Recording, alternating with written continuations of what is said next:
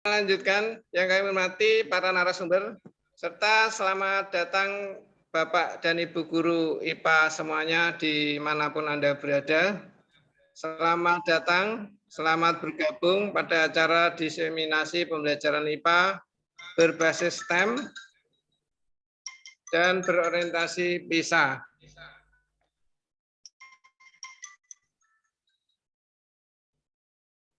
Assalamualaikum. Sebentar ya. Assalamualaikum, Bu Tutu. Ini Pak Agung. Ini Pak Agung, Bu Tutu. Ini Pak Agung.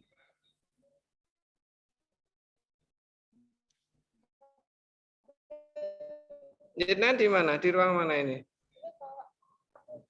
Ini. Oh gitu. Oke. Oke, ya ya. Ya ya. Oke. Ya. Oke, terima kasih. Oke, Mbak. Hati-hati ya. Oke.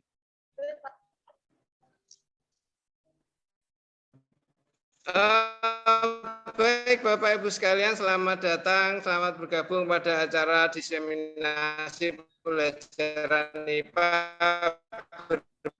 berbasis STEM dan berorientasi PISA. Untuk kegiatan ini nanti acara yang IPA berbasis berdua yaitu Ibu Sri Satapakis serta Ibu Evi Miskyah SPD dari SMP Negeri 1 Sukolilo. Baiklah, Bapak dan Ibu sekalian, nanti untuk absen kehadiran, Bapak Ibu silakan mengisi daftar hadir pada link nanti di-share di chat. Begitu ya Bapak Ibu, selamat mengikuti. Kepada beliau Ibu Sri Haryanti, SPD, kami persilahkan. Silakan Ibu Sri Haryanti. Monggo Bu.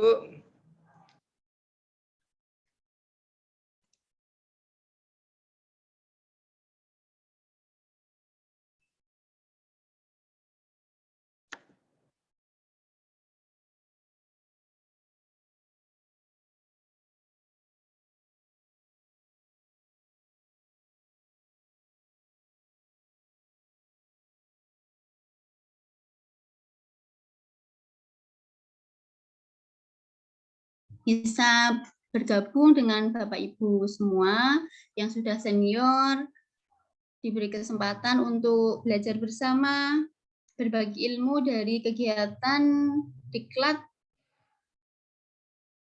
pembelajaran IPA berorientasi PISA yang sudah saya laksanakan dari tanggal 22 hingga 28 November kemarin. Mohon maaf sebelumnya, ketika saat pemaparan mungkin banyak kekurangan karena saya sama-sama masih belajar. Mohon koreksi dari Bapak Ibu yang lebih kompeten, yang sudah lebih senior. Nah, langsung saja ya Bapak Ibu untuk mempersingkat waktu.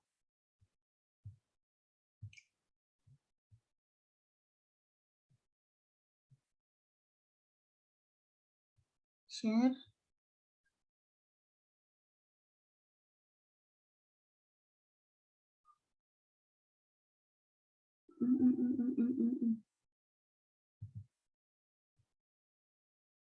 Sebentar Bapak Ibu. Saya cari filenya dulu.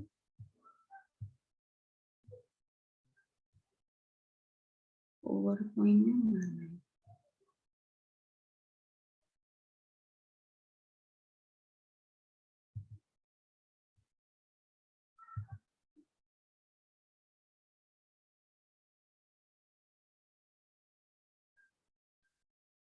Sambil menunggu ya Bapak Ibu. Nah, sudah muncul di layar Bapak Ibu semua?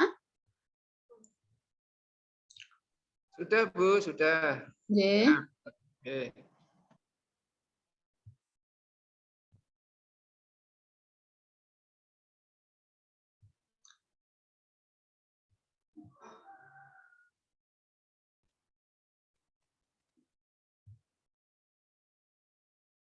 Sebentar Bapak Ibu sambil menunggu prosesnya biar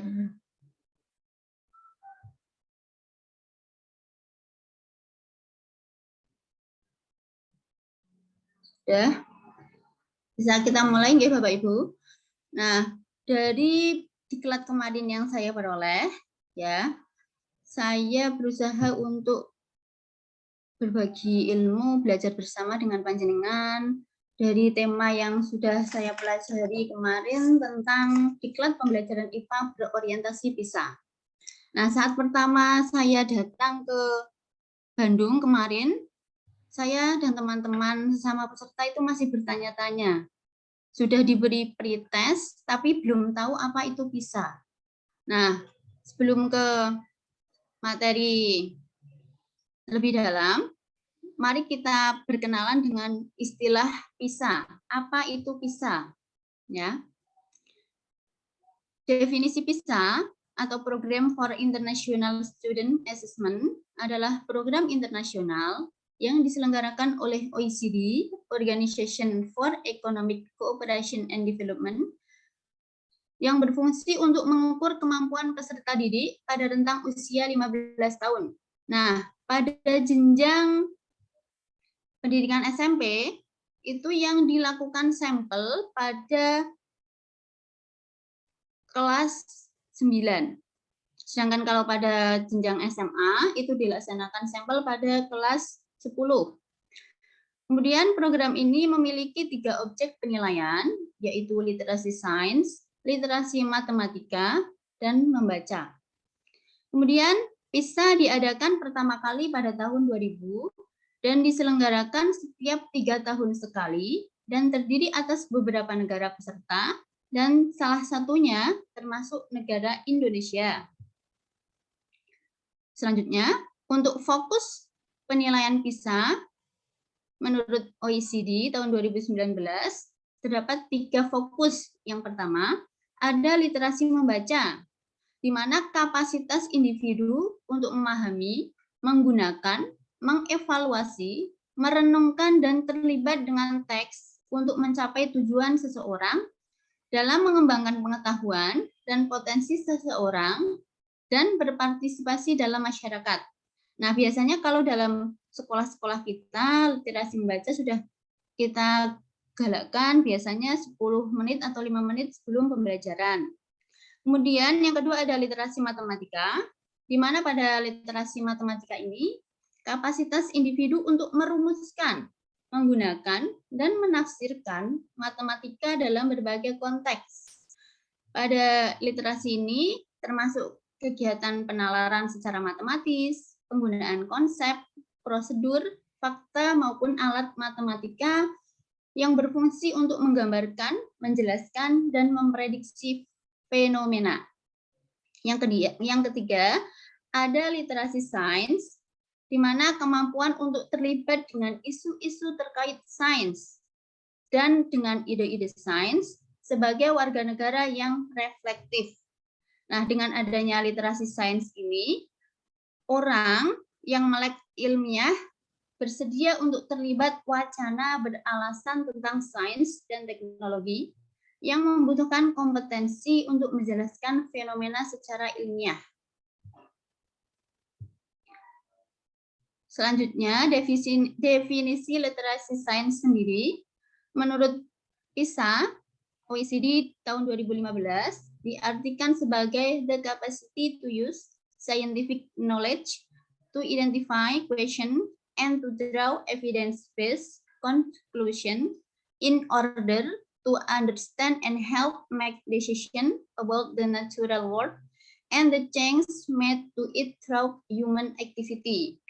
Atau bisa diartikan sebagai kemampuan menggunakan pengetahuan sains, mengidentifikasi pertanyaan, dan menarik kesimpulan berdasarkan bukti-bukti, memahami, serta membuat keputusan berkenaan dengan alam dan perubahan alam akibat aktivitas manusia.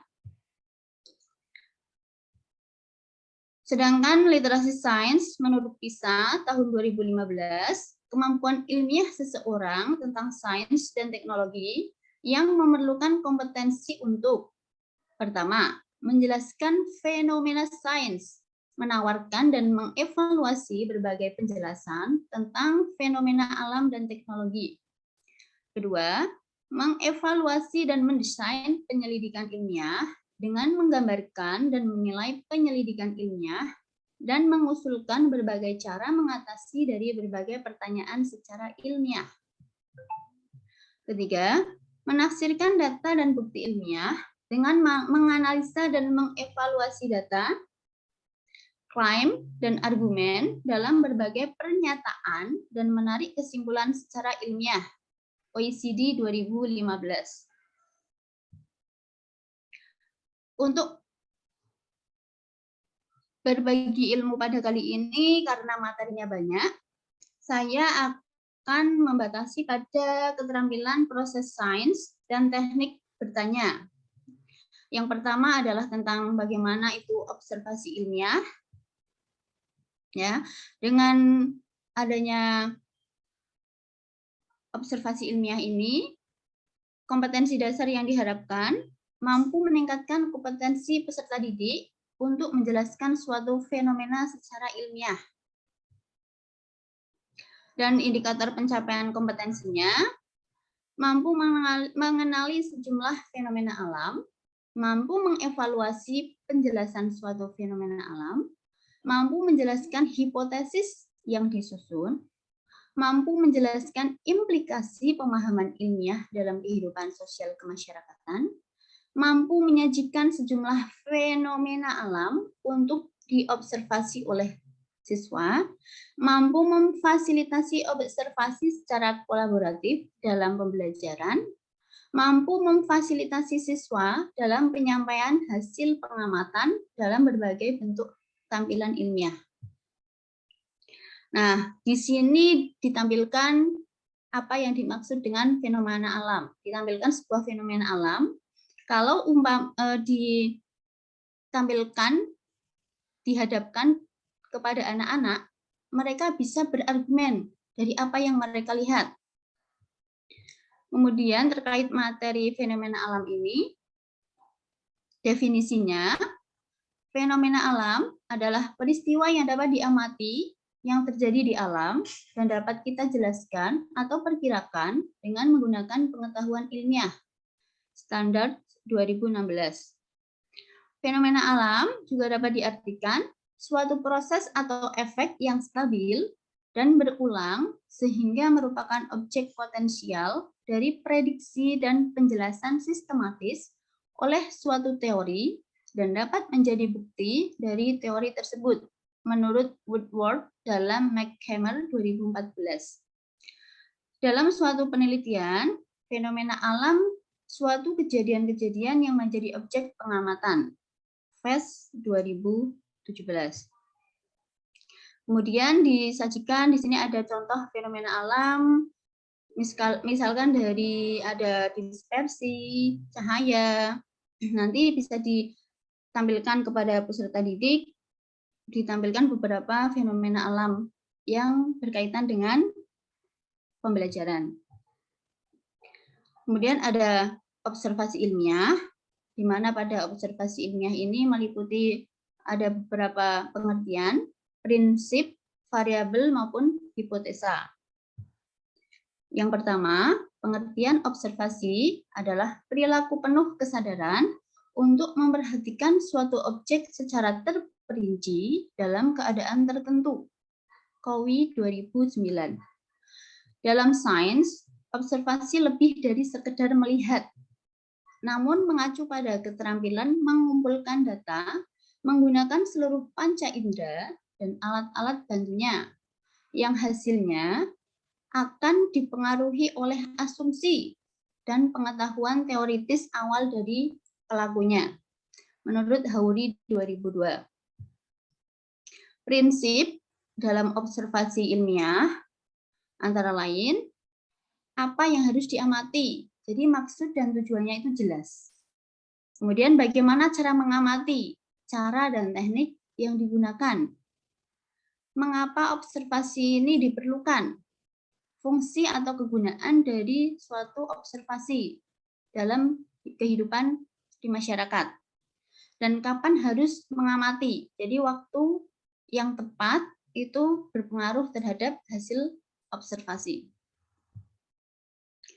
Selanjutnya, dalam suatu observasi ilmiah terdapat variabel atau komponen yang berpengaruh dalam suatu fenomena dapat dibagi menjadi variabel bebas dan variabel terikat.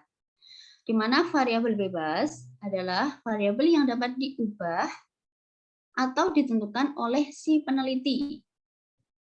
Kalau variabel terikat adalah variabel yang kemunculannya atau keadaannya bergantung pada perubahan variabel bebasnya. Untuk hipotesa ada deskriptif. Yang pertama melibatkan variabel tunggal tentang terjadi atau tidak terjadinya suatu peristiwa atau keadaan. Hipotesis komparatif membandingkan kondisi atau intensitas salah satu dari dua variabel. Hipotesis asosiatif membandingkan hubungan antar dua variabel. Selanjutnya, yang kedua yaitu tentang keterampilan bertanya ilmiah. Nah, pada proses pembelajaran, keterampilan bertanya itu merupakan salah satu keterampilan yang harus diasah atau diajarkan kepada siswa. Karena dengan adanya keterampilan bertanya ini, peserta didik akan menjadi kritis, dapat berpikir ilmiah, dan mampu menemukan ide-ide baru. Untuk materinya, dengan kompetensi dasar, memahami implementasi keterampilan dan teknik bertanya ilmiah dalam pembelajaran IPA. Indikator yang diharapkan dalam pencapaian kompetensi ini, mengidentifikasi fungsi pertanyaan ilmiah dalam pembelajaran IPA, menjelaskan teknik bertanya ilmiah dalam pembelajaran IPA, mengimplementasikan teknik bertanya untuk mengembangkan keterampilan ilmiah. Kemudian, bertanya adalah keterampilan penting dalam pengajaran sains. Karena dengan mengajukan pertanyaan, siswa atau peserta didik dapat mengaktifkan siswa untuk berpartisipasi dalam proses pembelajaran. Salah satu fungsi bertanya antara lain dapat memeriksa pengetahuan dan pemahaman siswa atau inisiasi, mendengarkan jawaban dari siswa sebagai respon, menilai kebenaran tanggapan atau sebagai evaluasi. Kemudian jenis pertanyaan, di sini ada pertanyaan berbasis informasi, pertanyaan berbasis tindakan, pertanyaan konvergen, dan pertanyaan divergen. Untuk pertanyaan berbasis informasi, yaitu pertanyaan yang dapat diselesaikan dengan diskusi atau menggali informasi dari narasumber atau pakar, di mana pertanyaan ini dapat mempromosikan sains sebagai informasi dan selalu menghasilkan produk akhir berupa jawaban yang benar. Selanjutnya, pertanyaan berbasis tindakan. Pertanyaan yang dapat diselesaikan dengan melakukan eksperimen atau percobaan sehingga siswa mendapatkan pengalaman langsung. Jadi pertanyaan ini dapat mempromosikan sains sebagai cara bekerja atau proses dan merangsang siswa untuk mengetahui jawaban atas pertanyaan dengan caranya sendiri dan karenanya jawaban dapat bervariasi karena berdasarkan eksperimen atau percobaan langsung yang dilakukan oleh siswa. Untuk pertanyaan konvergen disebut juga sebagai pertanyaan tertutup, yaitu pertanyaan yang tidak menuntut siswa untuk memberikan jawaban lebih dari satu atau banyak alternatif. Pertanyaan ini dapat diajukan langsung untuk menarik perhatian siswa pada suatu objek, mempertajam ingatan siswa, dan membantu menilai siswa pada kemampuan mengingat atau mengamati. Pertanyaan divergen. Pertanyaan divergen atau pertanyaan terbuka adalah jenis pertanyaan yang menuntut siswa untuk dapat memberikan jawaban yang terbuka atau lebih dari satu jawaban. Pertanyaan divergen ini dapat merangsang siswa untuk menjadi observer yang baik dan mengembangkan kemampuan mengorganisasi informasi atau data dari peristiwa atau objek yang dipresentasikan guru. Selanjutnya ada pertanyaan yang terkait dengan taksonomi Bloom, ada dari tingkatan dari C1 hingga C6. Ya. Untuk definisinya, pertanyaan ingatan atau remembering tingkatan C1.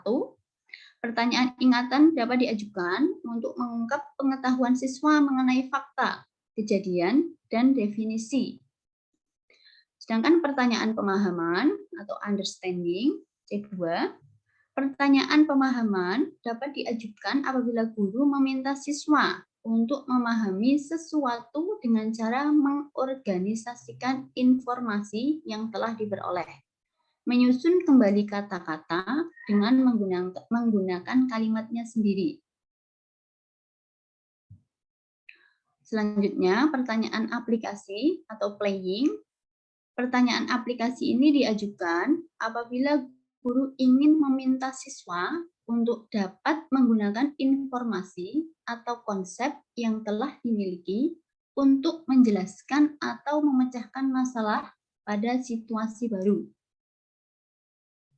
Untuk pertanyaan analisis, analyzing, pertanyaan analisis diajukan apabila guru meminta siswa untuk dapat menemukan jawaban dengan cara A. Mengidentifikasi motif-motif masalah yang ditampilkan, B. Mencari bukti atau kejadian-kejadian yang menunjang suatu kesimpulan, C.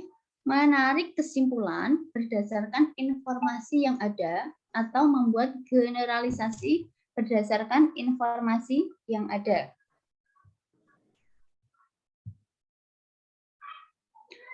Selanjutnya, pertanyaan evaluasi.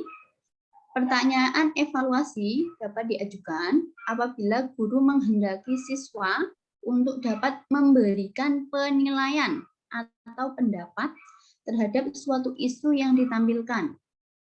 Pertanyaan evaluasi dapat diajukan untuk mengetahui kemampuan siswa merancang, mempertimbangkan, dan mengkritik. Selanjutnya, pertanyaan mencipta atau create. Pertanyaan mencipta dapat diajukan guru untuk mendorong kreativitas siswa, yaitu di mana dalam pertanyaan ini diajukan jika guru ingin mengetahui kemampuan siswa dalam menggabungkan beberapa bagian ke dalam suatu bentuk yang utuh atau sesuatu yang memiliki fungsi secara utuh atau mengorganisasikan bagian-bagian ke dalam suatu pola struktur baru yang utuh. Untuk pertanyaan keterampilan proses sains, pertanyaan yang termasuk klasifikasi keterampilan proses IPA dapat ditujukan untuk mengembangkan kemampuan siswa untuk menemukan konsep melalui proses IPA yang mencakup kegiatan mengamati, membedakan, mengklasifikasi, memprediksi, menafsirkan, menerapkan konsep, merumuskan hipotesis, merencanakan penelitian, membuat model, berkomunikasi, dan menyimpulkan. Karin 1997 halaman 105. Kemudian ada juga jenis pertanyaan Sokrates, di mana pada pertanyaan Sokrates ini adalah pertanyaan kritis yang bertujuan mengembangkan keterampilan berpikir kritis pada peserta didik. Berfungsi untuk membantu peserta didik dalam menggali pengetahuan atau keterampilan berpikir mereka sehingga diperoleh pengalaman dari peserta didik sebagai proses pendalaman materi. Di sini terdapat selanjutnya materi tentang teknik mengajukan pertanyaan, ada teknik pengarahan ulang, teknik menggali atau membimbing, probing, teknik menuntun, prompting, dan pemusatan. Zoom padahal. Pati urip. Untuk penjelasan tentang teknik pengarahan ulang, yaitu teknik pengarahan ulang dapat dilakukan guru apabila guru bertujuan ingin melibatkan banyak siswa dalam proses pembelajaran. Selanjutnya, teknik menggali atau membimbing, probing. Pertanyaan yang bersifat probing digunakan guru untuk menggali jawaban siswa agar lebih jelas. Teknik probing digunakan jika siswa dalam menjawab pertanyaan guru kurang lengkap dan siswa hanya menjawab sebagian-sebagian. Kemudian ada teknik menuntun, prompting. Teknik menuntun digunakan jika siswa tidak segera menemukan jawaban dari pertanyaan yang diajukan oleh guru. Ya, Selanjutnya, teknik pemusatan, focusing. Teknik mengajukan pertanyaan pemusatan dapat dilakukan guru jika semula mengajukan pertanyaan yang lingkupnya luas dan dilanjutkan dengan mengubah pertanyaan yang lingkupnya lebih fokus. Selanjutnya ada faktor yang harus diperhatikan dalam mengajukan pertanyaan. Ada tentang 1, rencanakan pertanyaan. 2, kejelasan pertanyaan. 3, pemberian waktu tunggu. Nah, di sini biasanya peserta didik tidak langsung memberikan jawaban. Ada yang harus beberapa saat baru bisa menjawab. Nah, di sini harus diberikan waktu tunggu untuk peserta didik dapat menjawab pertanyaan. Kemudian siswa yang dilibatkan, jenis pertanyaan yang diajukan, penyebaran pertanyaan, dan pemberian tanggapan. Untuk materi yang selanjutnya, yaitu tentang representasi dan analisis data, serta argumentasi ilmiah.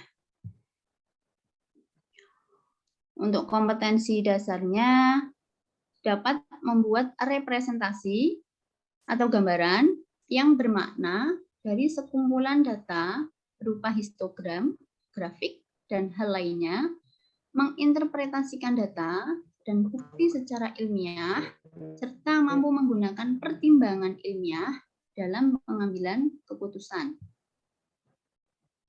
Untuk indikator pencapaian kompetensi, mengubah data dari satu bentuk presentasi ke bentuk presentasi lainnya, menganalisis data untuk memberikan kesimpulan yang tepat, menginterpretasi data untuk memberikan kesimpulan yang tepat, membedakan antara argumen berbasis bukti ilmiah dan yang berbasis pertimbangan-pertimbangan lainnya, mengevaluasi argumen dan bukti-bukti ilmiah dari berbagai sumber, seperti koran, internet, jurnal ilmiah, dan yang lainnya. Kemudian dalam menganalisis data, proses menyajikan, mengkategorikan, memanipulasi, dan meringkas data untuk mendapatkan jawaban atas pertanyaan penelitian. Biasanya merupakan langkah pertama yang diambil menuju interpretasi data. Nah, di sini terdapat diagram analisis data. Biasanya yang pertama dilakukan adalah pengumpulan data, kemudian ada reduksi data, ada penyajian data, kemudian bisa didapatkan simpulan atau penarikan atau verifikasi. Nah, di sini kenapa kok tanda panahnya bolak-balik atau dua arah ya? Karena biasanya penarikan kesimpulan itu bisa berdasarkan dari penyajian data atau data yang diperoleh. Atau di sini dari penyajian data bisa diperoleh dari reduksi datanya. Jadi tanda panahnya itu bisa tidak satu arah.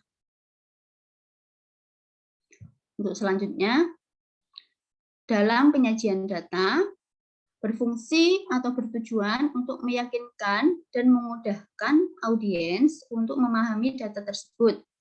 Dapat menggunakan chart yang tepat, sajian data yang paling penting, juga menggunakan hierarki logis.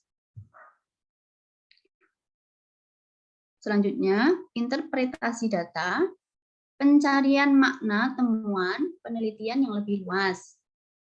Pencarian makna memiliki dua aspek utama. Yang pertama, merupakan upaya untuk membangun kesinambungan dalam penelitian dengan menghubungkan hasil satu studi dengan hasil studi yang lainnya. Kedua, mengarah pada pembentukan atau penjelasan konsep untuk kesimpulan. Yang selanjutnya ada pertimbangan yang harus diperhatikan untuk interpretasi data dan menarik kesimpulan. Wilder Research 2009. Yang pertama, pola dan tema apa yang muncul dalam hasil. Selanjutnya, apakah ada penyimpangan dari pola-pola ini? Jika iya, apakah ada faktor yang mungkin terjadi yang menjelaskan penyimpangan ini? Apakah hasilnya masuk akal? Apakah ada temuan yang mengejutkan? Jika iya, bagaimana penjelasan hasilnya? Apakah hasil tersebut signifikan dari sudut pandang statistik? Apakah hasil tersebut bermakna secara praktis? Masih lanjutannya, apakah ada cerita menarik yang muncul dari tanggapan responden? Apakah hasilnya menunjukkan adanya rekomendasi untuk meningkatkan program? Hingga mungkin kita telah memilih untuk mengukur hasil yang terlalu ambisius, seperti perubahan perilaku yang membutuhkan waktu lebih lama untuk muncul. Kemudian dalam menafsirkan hasil, kita perlu mempertimbangkan apakah ada penjelasan alternatif untuk kurangnya signifikansi. Pertimbangan signifikansi praktis dari temuan juga penting, dan beberapa hasil yang signifikan secara statistik bisa jadi tidak menghasilkan informasi penting untuk memandu peningkatan program, sementara beberapa temuan yang tidak signifikan ternyata masih berguna. Selanjutnya adalah tentang kesimpulan. Kesimpulan adalah pernyataan singkat, jelas, dan tersusun sistematis dari keseluruhan analisis penelitian terkait dengan pembahasan dan pengujian hipotesis dalam sebuah penelitian. Pada bagian kesimpulan, peneliti berusaha memperlihatkan benang merah antara keseluruhan bagian penelitian, terutama antara masalah penelitian, hipotesis, dan teknik analisis data. Selanjutnya, cara membuat kesimpulan. Yang pertama ada dengan cara deduktif, proses berpikir yang dimulai dari satu hal yang bersifat umum ke hal yang bersifat khusus.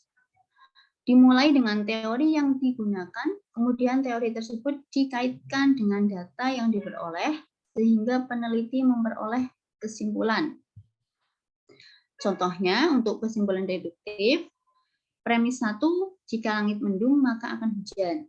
Premis 2, hari ini langit mendung, maka kesimpulannya hari ini akan terjadi hujan. Itu untuk contoh kesimpulan deduktif. Yang kedua, ada dengan cara induktif. Logika yang dimulai dari suatu hal yang bersifat khusus atau spesifik ke hal yang bersifat umum. Logika induktif merupakan kebalikan dari logika deduktif. Dengan melihat sesuatu yang spesifik, dapat dilihat pola yang akan terjadi, dan pola ini akan menjadi kesimpulan bagi sebuah penelitian. Contohnya, premis 1, Senin hujan, premis 2, Selasa hujan, premis 3, Rabu hujan, premis 4, Kamis hujan. Maka kesimpulannya, kemungkinan hari Jumat akan hujan. Itu untuk yang contoh kesimpulan induktif. Selanjutnya, tentang teknik membuat kesimpulan, ada teknik generalisasi. Teknik ini adalah membuat kesimpulan dengan menarik satu kesimpulan umum. Teknik analogi, itu dengan perbandingan antara satu pembahasan dengan pembahasan lainnya yang serupa. Kemudian dicari persamaan yang terkait dengan hal tersebut, atau dapat pula dengan menggambarkan satu hal dengan memberi perbandingan hal lain. Selanjutnya, teknik sebab akibat atau korelasi. Salah satu cara menentukan kesimpulan dengan cara menjelaskan sebab, kemudian akibat yang ditimbulkan dari sebab tersebut. Sebagai contoh, nah, di sini terdapat diagram persepsi siswa tentang program modus lisan. Nah, Dari diagram ini, peserta didik diminta untuk menganalisis, menginterpretasikan datanya, mengukur, menafsirkan, menilai hasil program, dan menilai pentingnya kegiatan. Ya, dari hasil modis pisan, sikap siswa terhadap sains. Yang pertama, siswa lebih menyenangi mata pelajaran sains dan memicu keingintahuan untuk mempelajari sains. Terbentuk individu yang memiliki keterampilan active learning dan lifelong learning. Program modis pisan menjadi sangat penting dan harus dilaksanakan secara berkelanjutan. Mohon maaf Bu Haryanti. Ya. Halo. Iya, Pak. Bu, mungkin materinya masih banyak ya. Oh, sedikit lagi, Pak. Sedikit, Bu. Oh, nggih. Oke, terima kasih. Nggih, Pak. Nah, ini contoh kesimpulan dari diagram yang tadi saya tampilkan tentang tujuan program modis pisan cukup responsif untuk kebutuhan pendidikan di sekolah dasar dan menengah. Kemudian program modis pisan dapat menjadi solusi kurangnya sarana, prasarana, dan alat atau bahan laboratorium sekolah, membuat siswa lebih menyenangi mata pelajaran sains dan memicu keingintahuan siswa untuk mempelajari sains. Ini kemudian tentang argumen ilmiah, membuat dan membenarkan klaim dengan mengacu pada bukti dan penalaran dengan tujuan meyakinkan orang lain untuk berbagi tujuan ilmiah dan sosial. Selanjutnya di sini ada komponen argumen, klaim, evidence, scientific reason, dan nanti dapat menghasilkan scientific argument dengan harus kita mengetahui apa yang kamu ketahui, alasan apa yang mendukung klaim tersebut. Nah, demikian Bapak Ibu yang dapat saya sampaikan. Mohon maaf bila banyak kekurangan, mohon masukan. Dan terima kasih Pak Agung. Untuk mungkin dilanjutkan ke Ibu Evi. Halo Pak Agung. Oke, ya. Baik, terima kasih Bu Sri Haryanti.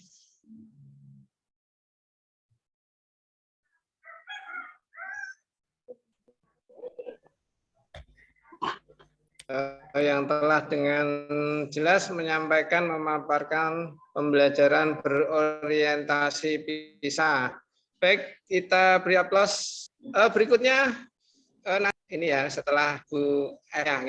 Baik, untuk berikutnya Ibu Evi Miskia, silakan untuk melanjutkan materi berikutnya. Ibu Evi, bisa mendengar suara saya? Iya Pak, bisa Pak. Ibu Evi? Iya bisa Pak. Mohon maaf, suara saya terdengar ya Pak? Oh iya, ya, halo. Sudah terdengar Ibu Evi? Oke, sudah terdengar Bu Evi. Oke, Bu Evi, karena keterbatasan waktu, mohon disampaikan lebih cepat dan poin-poinnya Bu ya. Monggo Ibu, terima kasih. Ya siap Pak. Terima kasih atas kesempatannya. Saya izin share screen. Ibu Evi. Oke, monggo silakan.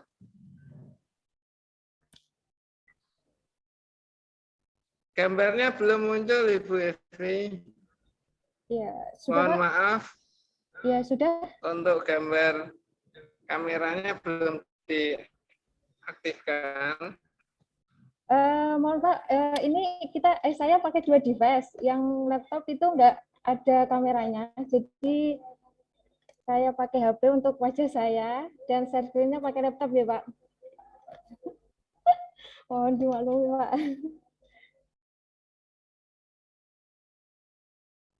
Terima kasih atas kesempatannya. Assalamualaikum warahmatullahi wabarakatuh. Halo, Assalamualaikum warahmatullahi wabarakatuh. Mohon maaf. Assalamualaikum warahmatullahi wabarakatuh. Waalaikumsalam. Oke, terima kasih Bapak Ibu Guru IPA atas kesempatan yang telah diberikan kepada saya terkait diseminasi pembelajaran IPA berorientasi PISA izinkan saya menyampaikan rangkuman materi yang saya dapat setelah mengikuti BIMTEK, implementasi transformasi pembelajaran bagi guru Dikdas di Surabaya kemarin pada tanggal 8 sampai 12 November 2021. Sebenarnya ada tahap yang pertama, yaitu di Bandung, itu diikuti oleh Bapak Suntoyo dari SMP 1 Sukolilo juga, Pak. Sebelumnya perkenalkan, nama saya Evi Miskia dari SMP Negeri 1 Sukolilo. Saya mulai penempatan sejak Januari 2021, jadi belum ada 1 tahun mengajar dan belum ada 1 tahun juga tergabung di komunitas MGMP IPA Pati. Salam kenal untuk Bapak Ibu semuanya dan mohon bimbingan dan arahannya untuk selanjutnya Bapak Ibu. Sedikit cerita terkait tentang BIMTEK yang saya ikuti. Saya kemarin diutus oleh sekolah dan dari Dinas Kabupaten Pati juga nggih yang melaksanakan BIMTEK di Surabaya. Kenapa saya, kenapa SMP 1 Sukolilo? Ternyata di data SMP 1 Sukolilo itu menjadi salah satu sekolah terpilih oleh penyelenggara PISA menjadi peserta asesmen PISA di tahun 2022 besok. Jadi di Indonesia ada sekitar 400 sekolah yang terpilih untuk mewakili Indonesia dalam asesmen PISA ini. Nah, selama 5 hari BIMTEK di sana, banyak sekali materi yang saya dapat. Cuman untuk materi pokok atau tugas pokok yang diberikan ke kami, yaitu mengembangkan asesmen literasi sains sesuai dengan framework PISA gitu nggih. Jadi hal-hal yang mungkin saya fokuskan yang akan yaitu tentang literasi, terus soal-soal berdasarkan framework PISA itu bagaimana, terus selanjutnya bagaimana cara mengembangkan soal literasi sains berdasarkan framework PISA, dan nanti saya juga akan menampilkan contoh-contoh soal PISA. Nah, untuk yang pertama, literasi sains, mungkin ini tadi sudah dijelaskan oleh Bu Sri Haryanti dengan sangat jelas, jadi mungkin ini saya skip aja. Terus untuk selanjutnya, seperti ini. Jadi gini Bu Guru, khas dari soal PISA, itu ada stimulus berupa teks bacaan. Namanya juga literasi, nggih. Jadi ada teks bacaan yang di dalamnya ada gambar, bisa ada bagan atau grafik. Nah, ini adalah salah satu teks bacaan dalam soal PISA. Jika kita membaca narasi teks ini, bisa pemanfaatan serak Jawa untuk mengurangi hama tikus di sawah. Nah, kalau dalam konteks, Pak Muzakir ini adalah contoh orang yang memiliki literasi sains. Dia mampu mengenali masalah dalam kehidupannya yang harus dipecahkan. Dia mampu membuat keputusan dalam kehidupannya menggunakan informasi yang dia dapat. Dan selanjutnya dia menyimpulkan dan bertindak, melakukan keputusan, terus bertindak untuk memecahkan masalah itu. Ini adalah konsep literasi sainsnya. Jadi harapannya siswa itu menjawab soal mati, tetapi ada konten atau isi yang sekaligus disampaikan oleh dari soal itu. Nah, oleh karena itu dari World Economic Forum yang tadi yang penyelenggara PISA itu membagikan sederhana menunjukkan kecakapan apa yang dibutuhkan oleh seseorang untuk hidup di masa ya di abad ke-21 ini ya, yang begitu banyak teknologi, begitu banyak hal-hal baru yang harus kita segera adaptasi dan harus kita menyesuaikan skill kita. Nah, kalau kita sudah belajar tentang STEM atau mungkin belajar tentang hal-hal yang ada di sekitar kita, keterampilan literasi ini sangat penting untuk sebagai skill untuk bekal kita sebagai kecakapan abad ke-21 nggih. Nah, untuk selanjutnya PISA itu dilakukan oleh Bu Sri Haryati juga. Tujuan PISA itu untuk mengevaluasi hasil pendidikan dalam soal membaca, literasi matematika, dan literasi sains. Nah, kita fokus ke literasi sains. Literasi sains sesuai dengan framework PISA itu terdiri dari 4 aspek yang saling terkait, yaitu konteks, kompetensi, sikap, sama pengetahuan. Untuk konteks yang disodorkan di soal-soal PISA itu berada di lingkup personal, lingkup nasional atau lokal, dan lingkup global. Permasalahan-permasalahan secara personal, lokal, atau global, secara seluruh umum ya. Nah, untuk menganalisis kompetensi tersebut dibutuhkan dasar. Nah, 3 kompetensi dasar itu terkait menjelaskan fenomena ilmiah, mengevaluasi dan merancang penyelidikan, dan menafsirkan data. Dan 3 kompetensi ini tadi sudah sangat dijelaskan secara rinci oleh Bu Sri Haryanti. Dan kompetensi tujuannya apa? Ini untuk mengembangkan pengetahuan konten, prosedural, epistemik, dan kemampuan terkait sikap minat sayanya gimana, terus menilai pendekatan saya di lingkup sekitar kita itu bagaimana, dan kesadaran sama lingkungan. Seperti itu untuk framework PISA. Kita pahami dulu tentang framework PISA itu seperti apa dulu. Nah, di soal-soal PISA, framework PISA ini kita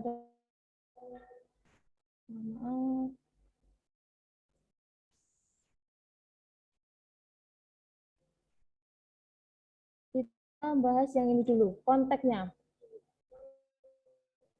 Nah, konteks dalam framework PISA itu 5 hal yang akan disodorkan, atau narasinya ya, teks narasinya akan disodorkan ada 5 hal. Kesehatan dan penyakit, tentang sumber daya alam, tentang kewarganegaraan, bahaya, pembinaan ilmu pengetahuan, dan teknologi. Nah, itu apakah nanti akan secara masalah personal atau lokal atau global? Itu terkait isu yang sekarang lagi beredar. Terus untuk teksnya itu juga kalau bisa, kalau terkait fenomena terkini, permasalahan terkini, agar itu langsung menanggapi hal terkini, kita bisa melakukan sikapnya itu nanti bagaimana untuk menanggapi fenomena yang ada seperti itu.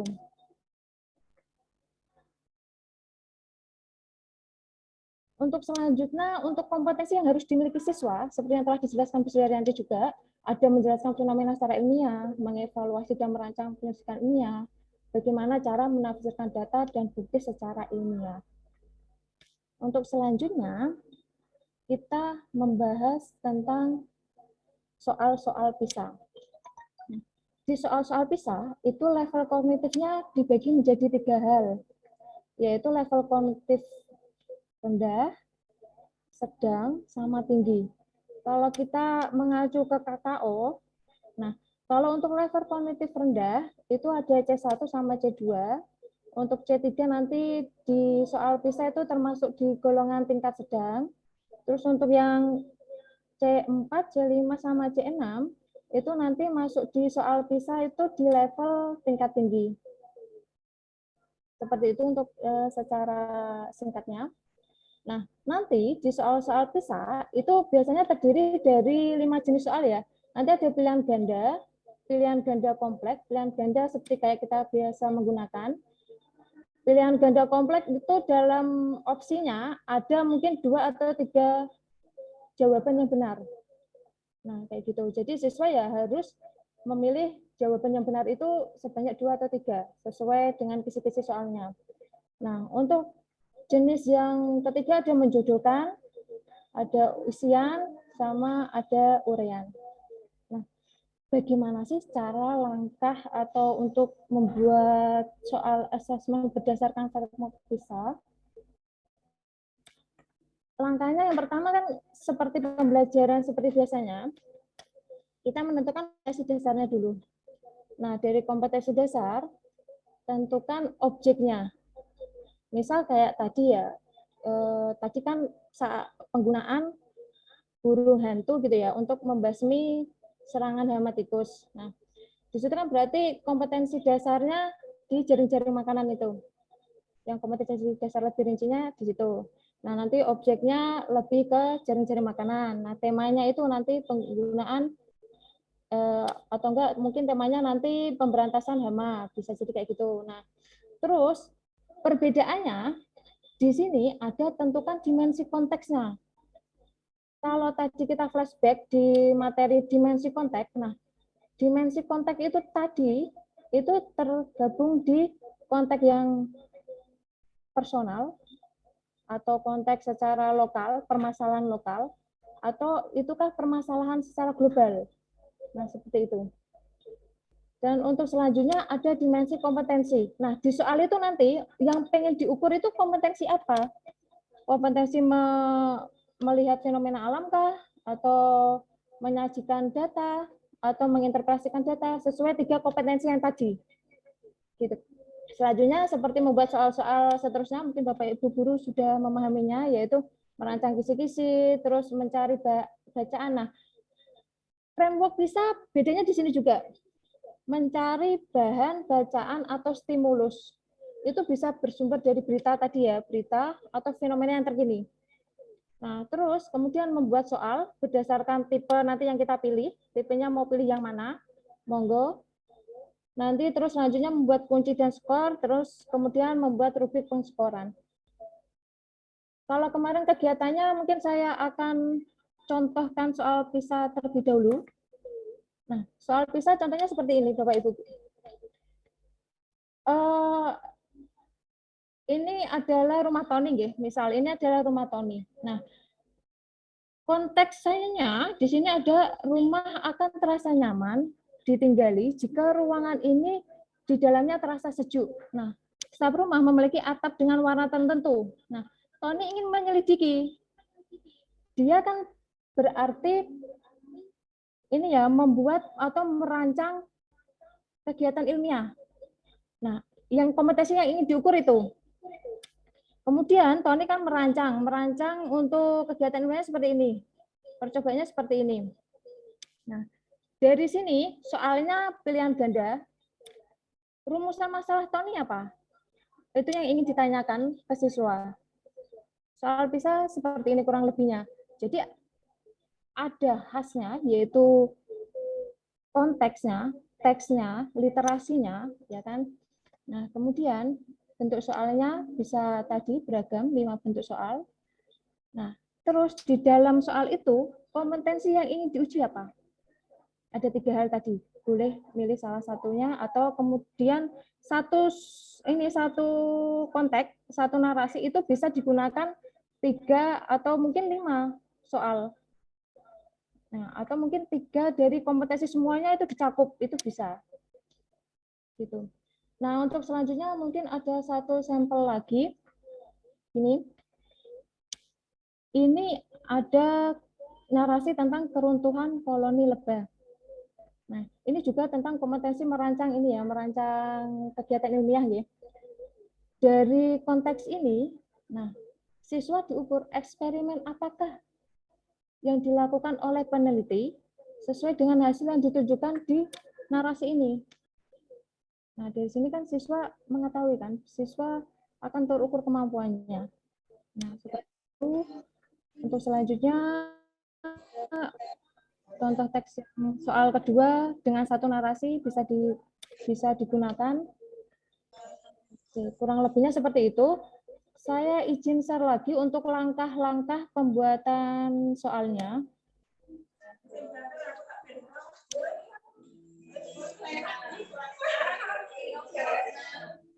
Stop share. Share screen lagi.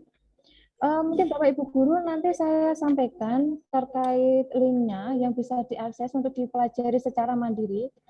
Kalau kemarin sudah saya share di grup MGMP sih. Terkait materinya yaitu ada di dtk.dikdas.kemdikbud.go.id. Saya izin share screen lagi. Untuk materi lebih jelasnya, mungkin Bapak Ibu Guru bisa mengakses GTK Dikdas kemdikbud.go.id microlearning. Di sini mulai dari awal, mulai dari pentingnya literasi sains, kenapa harus ada PISA, terus kemampuan-kemampuan apa yang harus diukur siswa terkait PISA, sampai nanti di microlearning ke-9 itu mengembangkan asesmen literasi sains sesuai dengan framework PISA. Kenapa kita dilatih untuk mengembangkan soal? Setidaknya kita kita membuat soal yang kita latihkan ke siswa agar nanti siswa di sekolah-sekolah yang terpilih itu nggak kaget dengan soal-soal PISA yang banyaknya teks. Kalau siswa itu kan teksnya banyak, terus merasa udah jenuh sendiri gitu loh. Nah, ketika kita pembelajaran menggunakan soal-soal PISA itu juga selain melatih kemampuan terkait konten sainsnya, melatih kemampuan untuk persiapan PISA juga. Tapi lebih ke anak itu lebih, kalau kita menggunakan PISA itu lebih ngena untuk ilmu yang telah dia dapat. Jadi nggak cuman materi sekolah itu nggak bisa digunakan untuk di lingkungan sekitar tuh nggak bisa digunakan, nggak kayak gitu lagi. Kalau dulu mungkin pas di zaman saya materi sekolah itu nggak bisa digunakan di skill kita di kehidupan biasanya kan kayak gitu ya, karena materinya bisa berdasarkan abstrak ya, masih abstrak. Nah, dengan PISA, kalau kita melihat framework PISA itu tuh materinya itu langsung konsep ke skill kehidupan kita gitu loh. Nah, itu pentingnya kita menggunakan framework PISA untuk pembelajaran IPA. Nah, mungkin seperti itu, mungkin Bapak Ibu nanti bisa melihat-lihat di GTK Dikdas Kemdikbud, nanti bisa mempelajari lebih dalam di sini terkait materi-materi tentang pembuatan soal PISA. Nah, untuk selanjutnya saya izin share screen dulu untuk cara membuat soal PISA.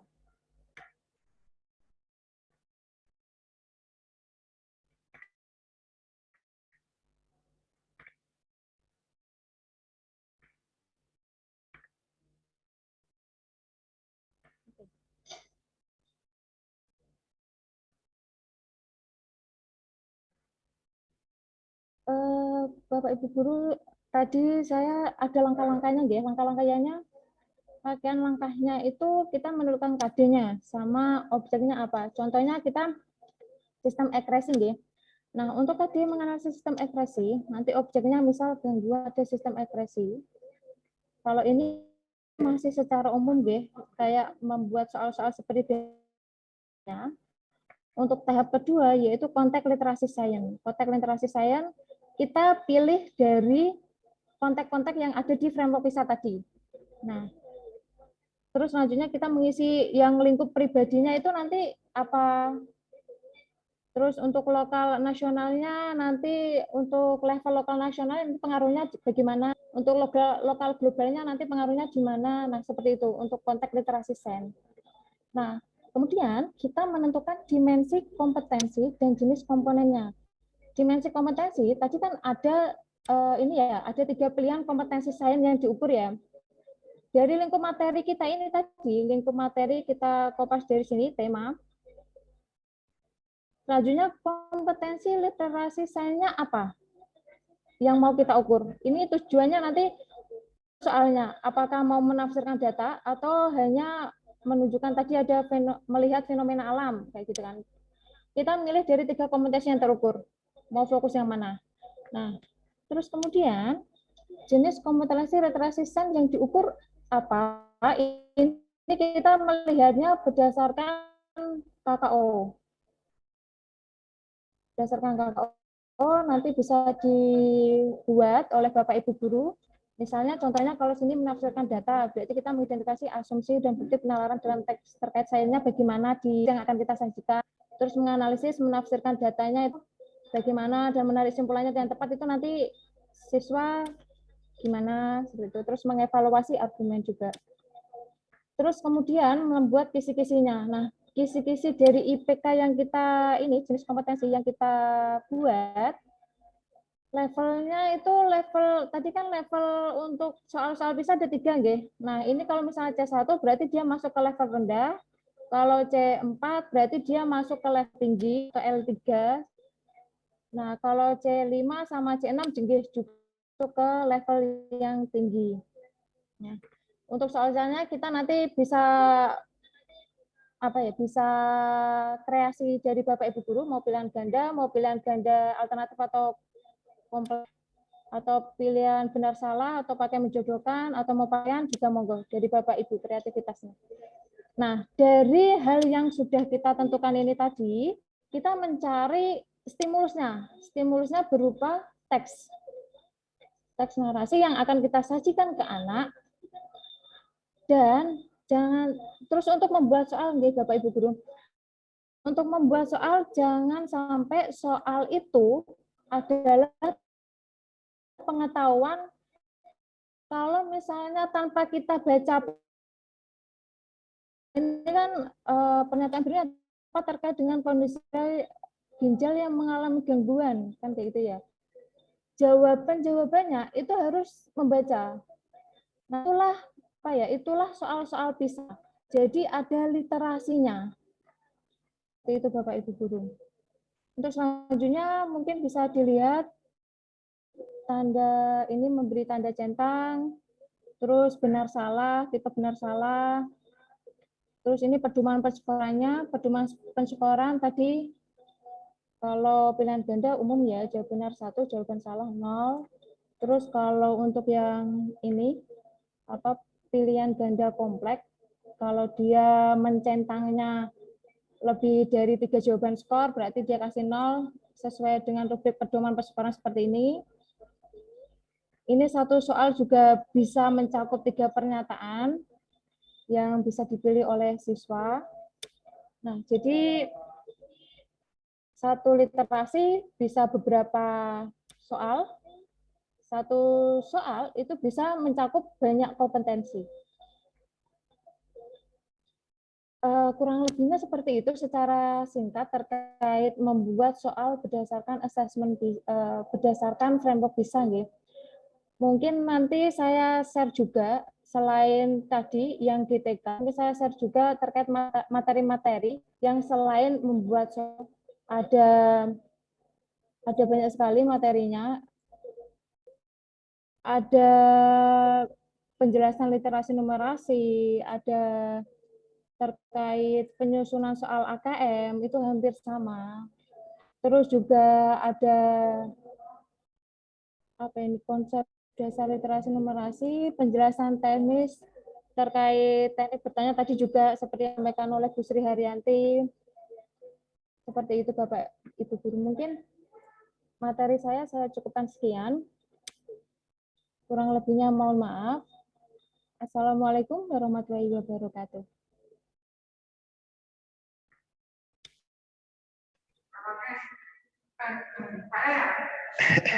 Saya kembalikan ke Pak Agung. Oke, terima kasih Ibu. Ini saya mewakili Pak Agung. Ini mohon maaf tadi saya mengikuti kegiatan rapat. Untuk selanjutnya materi dari Bu Tutu. Halo Bu Tutu. Iya Pak. Oke, terima kasih. Untuk selanjutnya materi dari Bu Tutu yaitu kaitannya dengan sosialisasi atau diseminasi STEM untuk pencemaran. Monggo Bu Tutu. Ya, baik, terima kasih. Assalamualaikum warahmatullahi wabarakatuh. Mohon maaf, mohon ngapunten Bapak Ibu, saya mohon izin ini menggunakan HP karena di tempat saya saat ini listriknya sedang mati, laptop juga mati kondisinya. Jadi nanti saya minta tolong Bu Haryanti untuk share screen begitu. Bapak Ibu, sebelumnya saya ingin menyampaikan dulu bahwa saya saat ini sedang mengikuti diklat Didamba, yaitu diklat daring yang diadakan oleh P4TK IPA. kebetulan saya tidak mengikuti yang diklat tentang STEM yang di Savin, itu mboten ikut. Saya ikutnya yang daring karena rasa penasaran saya tentang STEM itu apa. Nah, jadi sangat kebetulan sekali saat itu saya mendapatkan kelas tentang STEM.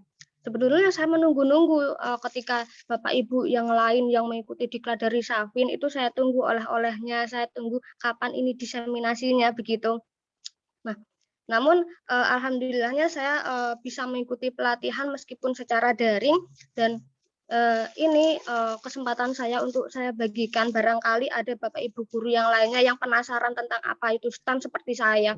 Jadi jujur saya penasaran sekali dengan STEM begitu. Nah, ini mumpung saya ada oleh-oleh, saya bagikan kepada Bapak Ibu. Mungkin apa yang akan saya sampaikan ini tidak akan sedalam yang Bapak Ibu terima ketika mengikuti pelatihan di Savin karena ini juga daring. Kemudian untuk STEM-nya ini fokusnya pada tema pencemaran Bapak Ibu. Jadi saya mengikuti diklat ini berjudul Sayangi Bumi, PJJ STEM, tema lingkungan begitu. Kemudian Bapak Ibu peserta diseminasi hari ini mohon nanti untuk men-screenshot gitu ya Bapak Ibu, memfoto atau melakukan screenshot bahwa Bapak Ibu melakukan atau mengikuti diseminasi ini sebagai bukti. Kemudian bukti screenshot Bapak Ibu nanti bisa Bapak Ibu lampirkan. Setelah ini nanti saya akan meng-share, di mana share ini ada link untuk mengunduh surat keterangan mengikuti diseminasi dari P4 TK IPA gitu. Jadi Bapak Ibu nanti setelah ini silakan share, silakan screenshot, kemudian disimpan screenshotnya, digunakan untuk mengisi link, di mana link ini nanti digunakan untuk mengunduh surat keterangan mengikuti diseminasi. Itu ya Bapak Ibu. Baik, Bapak Ibu akan saya mulai, nyuwun ngapunten, nanti andaikan ada yang kurang berkenan dengan apa yang saya sampaikan, bukan berarti saya di sini ingin mengajari atau bagaimana, saya hanya berbagi saja apa yang saya punya sedikit, ngoten ya Bapak Ibu. Minta tolong Bu Haryanti, sudah siap? Halo Bu Haryanti? Ya.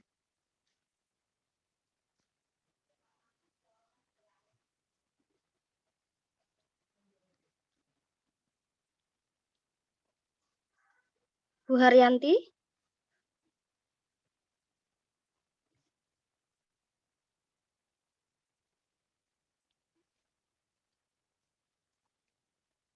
Mohon maaf Bu Nurbuati, bisa di stop share dulu ya.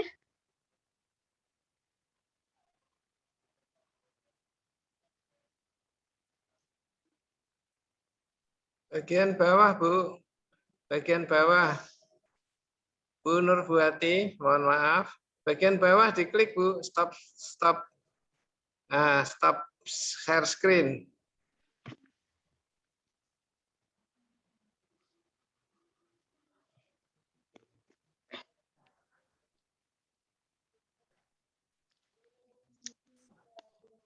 Baik, Bapak Ibu akan saya mulai mengenai karakteristik pembelajaran STEM. Nah, ini. Baik, sebelumnya kenapa kita harus menerapkan STEM ini dalam pembelajaran?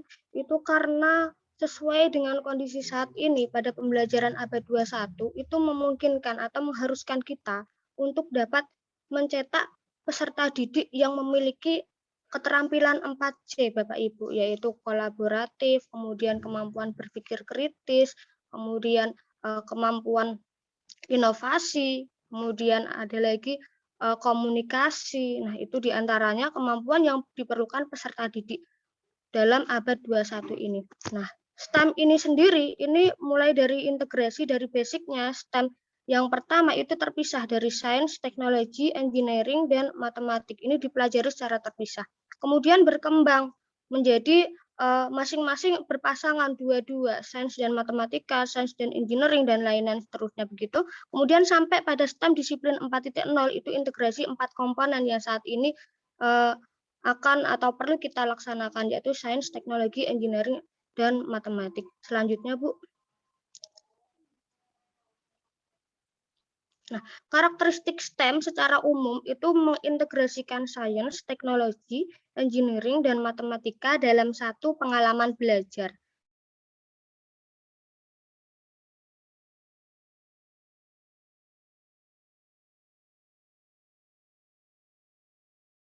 Kemudian sifatnya konteks SDM yang mampu melakukan integrasi antara kehidupan nyata dengan pembelajaran yang mereka dapatkan, kemudian juga mengembangkan soft skill dan keterampilan teknis.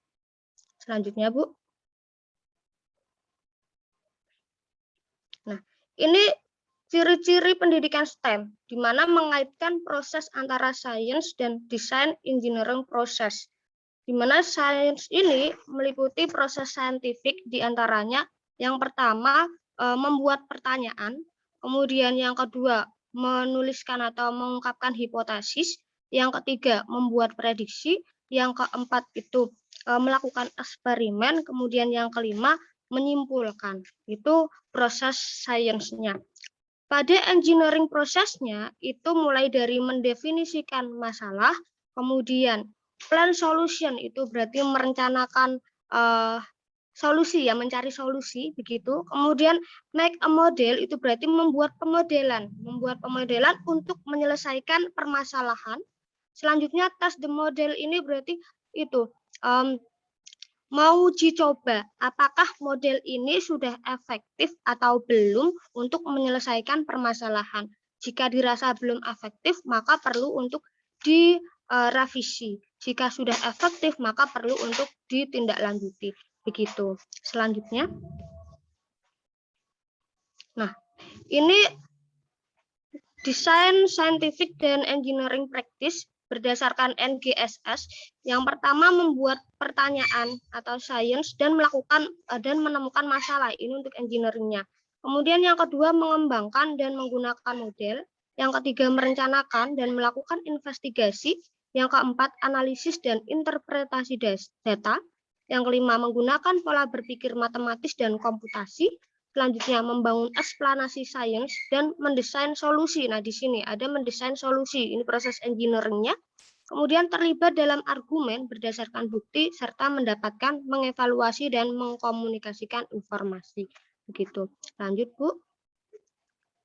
Nah, ini tadi perbedaannya antara praktek sains dan engineering. Kalau sains itu memulai dengan pertanyaan tentang fenomena dan berusaha mengembangkan teori yang dibutuhkan untuk menjawab pertanyaan. Sementara untuk engineering itu memulai dengan masalah, kemudian kebutuhan dan keinginan yang perlu diselesaikan. Selanjutnya yang kedua, sains ini membangun dan menggunakan berbagai macam model dan simulasi untuk mengembangkan eksplanasi. Sedangkan untuk engineering ini menggunakan model dan simulasi untuk menganalisis sistem yang ada. Berikutnya, investigasi ilmiah dilakukan di lapangan atau di lab, sedangkan untuk engineering ini melakukan investigasi untuk mendapatkan data penting sebagai penentu kriteria desain dan menguji desain mereka. Gitu. Nah, selanjutnya, untuk analisis dan interpretasi datanya, investigasi ilmiah menghasilkan data yang harus dianalisis untuk memperoleh makna. Kemudian untuk engineer-nya menganalisis data yang dikumpulkan dalam rangka pengujian desain dan penyelidikan mereka. Untuk pola berpikir matematis dan komputasinya, sains ini menggunakan matematik dan komputasi sebagai alat dasar untuk mempresentasikan variabel fisik dan hubungannya. Sedangkan engineering menggunakan representasi matematika dan komputasi untuk memantapkan hubungan dan prinsip yang secara integral bagian dari desain. Kemudian untuk yang bagian membangun eksplanasi dan mendesain solusi, tujuan sains ini untuk membangun teori yang dapat memberikan penjelasan terkait sejumlah teori tentang dunia. Sedangkan engineering ini proses sistematis untuk menyelesaikan masalah engineering berdasarkan pengetahuan ilmiah dan model dunia fisik. Jadi ciri engineering ini pada pemodelannya gitu. Kita lanjut. Nah, ini untuk terlibat dalam argumen berdasarkan bukti dalam proses sains, ini penalaran dan argumen. Hal yang esensial untuk mengidentifikasi kekuatan dan kelemahan penalaran dan untuk menemukan eksplanasi terbaik tentang fenomena alam. Sedangkan dalam engineering, penalaran dan argumen merupakan elemen dalam menemukan solusi terbaik terhadap suatu masalah. Selanjutnya, dalam hal mendapatkan, mengevaluasi, dan mengkomunikasikan informasi, sains tidak bisa maju jika ilmuwan tidak dapat mengkomunikasikan temuan mereka secara jelas dan persuasif, serta belajar dari temuan orang lain. Sedangkan engineering tidak dapat teknologi baru dan peningkatan teknologi mereka jika kelebihan dari desain mereka tidak dijelaskan secara jelas dan persuasif. Begitu. Selanjutnya, nah ini pola integrasi dalam pendidikan STEM. Ada yang model silo ini masih terpisah antara sainsnya, teknologinya, engineeringnya maupun matematiknya gitu. Jadi masih modelnya terpisah-pisah. Pelajarannya masih IPA sendiri, matematika sendiri seperti itu. Kemudian berikutnya STEM terinkorporasi dalam sains. Nah, ini ada satu materi yang diutamakan yaitu materi sains, di mana materi sains ini tetap terintegrasi, tetap membawa materi-materi lain di dalamnya yaitu teknologi, engineering, dan matematik gitu. Nah, yang ketiga STEM terintegrasi penuh, di mana ini penerapannya semuanya terintegrasi menjadi satu begitu. Sementara di Indonesia sendiri itu belum sampai yang STEM terintegrasi penuh, karena kalau STEM terintegrasi penuh itu melibatkan kurikulum, pengubahan kurikulum STEM begitu.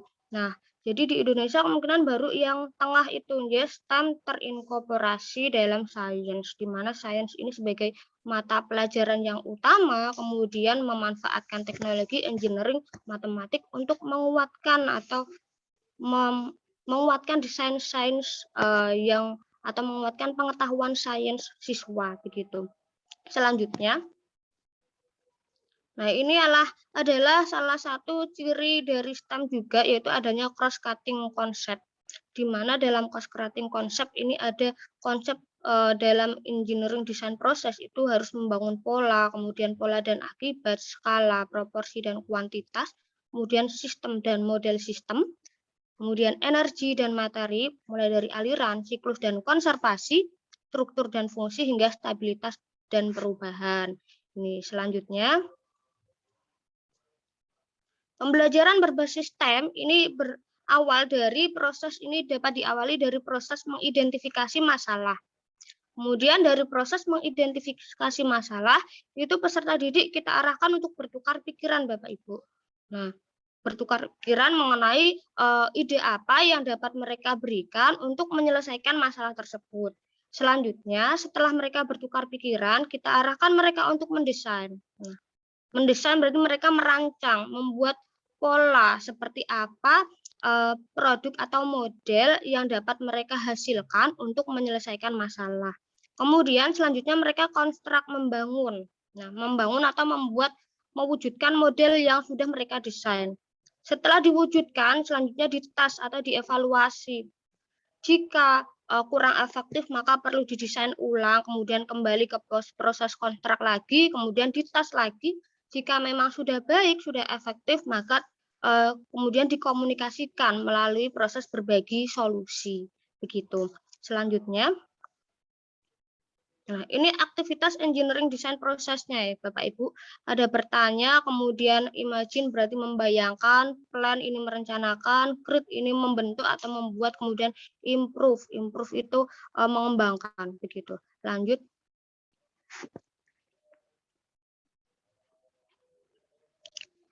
Lanjut.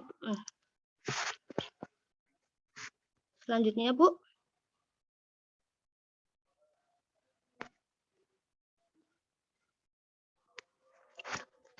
Mohon untuk itu Bu, share screen yang bagian ketiga Bu.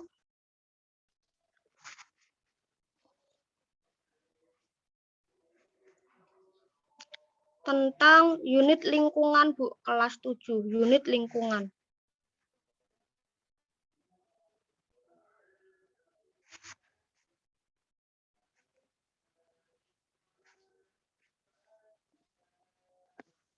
Yeah. Nah, ini berupa handout ya Bapak Ibu. Jadi salah satu pembelajaran yang bisa kita buat menjadi pembelajaran dengan pendekatan STEM itu adalah unit lingkungan ini, di mana ini mencakup materi interaksi antar makhluk hidup, perubahan iklim, kemudian pencemaran lingkungan gitu. Selanjut lagi Bu. Next lagi. Nah, ini untuk kompetensi dasarnya yang bisa kita kembangkan itu ini materi kelas 7 ya Bu, menganalisis interaksi antar makhluk hidup dan lingkungannya, serta dinamika populasi akibat interaksi tersebut. Itu 3.7. Kemudian 3.8 menganalisis terjadinya pencemaran lingkungan dan dampaknya bagi ekosistem. Dan 3.9 itu menganalisis perubahan iklim dan dampaknya bagi ekosistem. Di antaranya ada 3 KD itu yang bisa kita kembangkan melalui pembelajaran berpendekatan STEM ini. Selanjutnya, next Bu. Nah, di sini analisis STEM pada unit ini, pada 3 KD ini, itu STEM-nya ada di mana? Itu ada komponen sainsnya. Itu yang pertama, hubungan antara aktivitas manusia dengan tingkat karbon yang dihasilkan. Jadi pada proses sainsnya ada di situ. Kemudian hubungan antara tingkat karbon yang dihasilkan dengan pemanasan global, hubungan antara pemanasan global dengan perubahan iklim, kemudian pengertian dan jenis-jenis pencemaran, dampak pencemaran bagi ekosistem, kemudian bioplastik untuk mengurangi pencemaran lingkungan. Ini komponen sainsnya. Kemudian komponen teknologinya itu ada pada proses menggunakan internet untuk menghitung jejak karbon melalui situs kalkulator yang dapat digunakan untuk menghitung jejak karbon. Jadi setiap diri kita itu menghasilkan jejak karbon. Setiap aktivitas yang kita lakukan itu menghasilkan jejak karbon. Kita mengajak peserta didik kita untuk menghitung berapa jejak karbon yang kita keluarkan. Semakin banyak jejak karbon yang kita keluarkan, berarti kita semakin banyak menyumbang karbon dioksida di alam yang menyebabkan pencemaran itu. Begitu. Kemudian selain itu menggunakan internet untuk mencari sumber bacaan tentang faktor-faktor penyebab dampak dari pencemaran dan solusi untuk mengatasi pencemaran tersebut. Selanjutnya, menggunakan internet untuk mencari prosedur pembuatan bioplastik. Nah, jadi di situ adalah komponen teknologinya. Komponen engineering-nya ini mendesain rancangan pembuatan bioplastik. Selain itu juga membuat bioplastik serta mengevaluasi bioplastik yang dihasilkan. Selanjutnya pada komponen matematik, ini menghitung jumlah jejak karbon yang dihasilkan dari semua aktivitas yang dilakukan. Jadi menggunakan internetnya tadi masuknya di teknologi, menghitung jejak karbonnya itu masuknya di komponen matematik. Begitu Bapak Ibu. Selanjutnya, nah ini contoh pedoman pembelajaran dengan pendekatan STEM. Kita lewati saja ya, next Mawan. Ini pendekatannya dengan pembelajaran STEM, kemudian modelnya bisa menggunakan learning cycle 5E. Ada juga model pembelajaran lain yang bisa diaplikasikan, yaitu misalnya PJBL, Project Learning. Lanjut, Bu.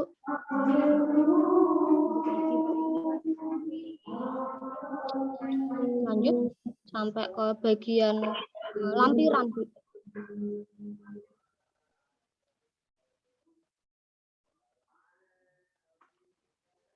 Setelah ini. Nah, ini adalah contoh lembar kegiatan yang dapat kita berikan kepada peserta didik. Ini lembar kegiatan tentang menghitung jejak karbon, Bapak Ibu. Lanjut. Nah, jadi diawali dengan pendahuluan tentang apa itu gas rumah kaca dan jejak karbon. Nah, ini peserta didik dipancing untuk mencari tahu tentang apa itu jejak karbon dan gas rumah kaca. Selanjutnya, next, Bu. Nah, peserta didik kemudian diarahkan untuk mengikuti kegiatan yang pertama, misalnya menuliskan aktivitas sehari-hari mulai dari bangun tidur sampai waktu akan tidur lagi malam hari. Setelah itu, peserta didik diarahkan untuk mengenal istilah jejak karbon, baik melalui sumber bacaan yang tadi sudah diberikan ataupun melalui internet. Setelah itu, peserta didik diarahkan untuk melihat video ini di sini misalnya, kemudian ada juga setelah itu diminta untuk menghitung jejak karbon, setelah itu peserta didik diminta untuk menyimpulkan bagaimana hubungan jejak karbon dengan pemanasan global gitu. Selanjutnya, Bu. Nah, ini untuk lembar kegiatan yang kedua, ini peserta didik diminta untuk menganalisis inventaris suatu produk. Jadi ada interaksi antara makhluk hidup dengan lingkungan. Nah, misalnya kita ambil contoh produknya televisi. Nah, jadi peserta didik diminta untuk menuliskan jenis bahan baku yang digunakan untuk membuat televisi itu apa saja. Itu bisa browsing ya Bapak Ibu, nanti bahannya apa saja. Kemudian pemrosesan bahannya, plastik atau logam dalam produk itu ada apa saja. Nah, di mana ini setiap bahan baku ini nilainya 111, kemudian peserta didik menambahkan jumlah poinnya menjadi berapa. Selanjutnya, Bu.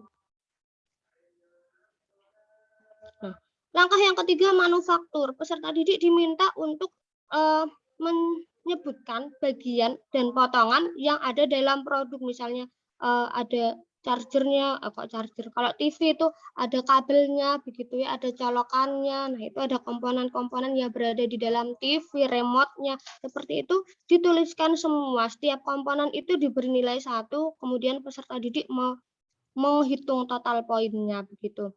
Kemudian yang langkah keempat itu dalam pengemasan. Apakah tadi contohnya televisi itu tidak dikemas atau hanya kemasan kertas atau karton, hanya kemasan plastik, ataukah plastik dan kardus, kemudian styrofoam atau karet, kemudian adakah lembar instruksi yang terpisah dari paket. Nah, itu semua contoh poinnya ya. Jadi kalau kemasan kertas ya poinnya 5, hanya kemasan plastik poinnya 15, begitu.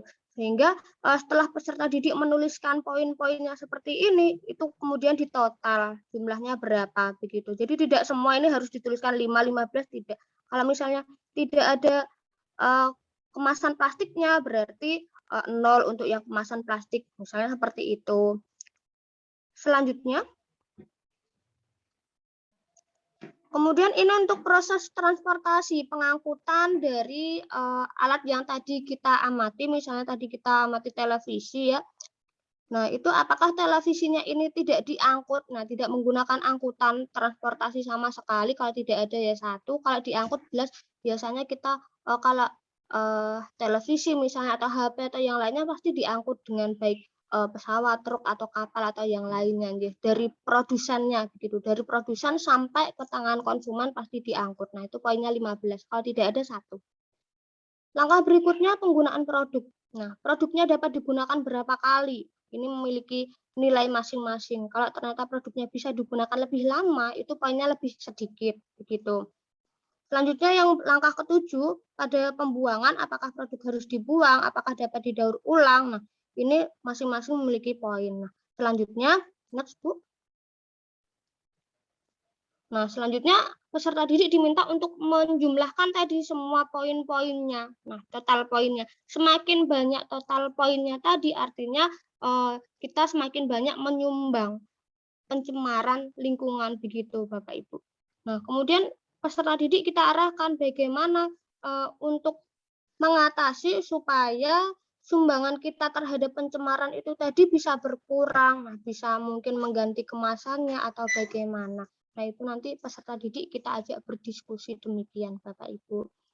Harapannya dengan begitu dapat memunculkan sikap berpikir kritis dari peserta didik. Selanjutnya Bu. Ya, next lagi Bu. Lagi next. Nah, ini salah satunya juga peserta didik bisa kita arahkan untuk membuat poster nih Bapak Ibu.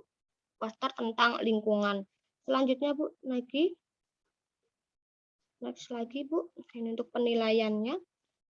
Nah, ini untuk produk yang dapat kita buat dari STEM yang bertema lingkungan, itu adalah salah satunya itu bioplastik sebagai solusi untuk menangani pencemaran Bapak Ibu. Jadi kita arahkan peserta didik kita untuk pertama mengamati dulu tentang pencemaran, diberikan video pencemaran, kemudian peserta didik dapat menganalisis penyebab utama masalah pencemaran tersebut. Nah, selanjutnya peserta didik dapat kita ajak untuk berdiskusi atau mencari bahan atau sumber. Nah, ini bagaimana cara mengatasi permasalahan pencemaran itu. Nah, salah satunya kita bisa memberikan alternatif. Next, Bu. Nah, next lagi, Bu. Lanjut, Bu. Nah, alternatifnya adalah melalui penugasan proyek. Ya, di sini contohnya pada pembuatan bioplastik. Nah, Bapak Ibu bisa memberikan salah satu contoh bahan ini sebagai contoh, karena memang meskipun kita arahkan peserta didik kita untuk melakukan pembelajaran dengan pendekatan STEM, kita tidak bisa langsung melepasnya begitu. Kita tetap harus mendampingi peserta didik kita. Kita berikan contoh dulu, misalnya dengan bahan ini, tepung kanji, air, gliserin, dan cuka. Misalnya peserta didik punya bahan bahan lain, atau misalnya tidak ada salah satu bahan yang ada di sini bisa diganti dengan bahan yang lain boleh. Jadi tidak harus seperti ini. Ini hanya alternatif saja untuk menuntun peserta didik kita gitu sebagai permulaan.